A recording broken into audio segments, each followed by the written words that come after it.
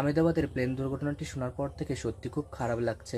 সত্যি কেউ কাজের সূত্রে, কেউ পড়াশোনার সূত্রে, বা কেউ নতুন জীবন গড়বে বলে অন্য জায়গায় যাচ্ছিল, কেউ নিজের ডিউটি বা কর্তব্য পালন করছিল। হঠাৎ করে কী সব ঘটে গেল। জীবন মানে অনিশ্চয়তা, কখন কী যে ঘটে যায় সেটা বলা খুবই মুশকিল। তারপর প্লেনটা আবার যেখানে ক্র্যাশ করেছে সেখানেও আবার অনেকে এই সমস্যার সম্মুখীন বা এই খারাপ সময়টা পার করেছে। সবার আত্মার শান্তি কামনা করি।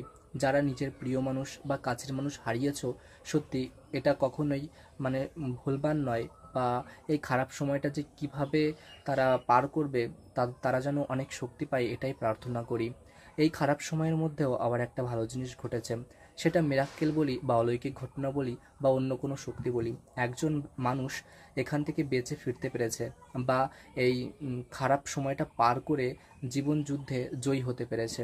সে যেমন করেই হোক না কেন, সত্যি জীবন মানে ভীষণ দামি।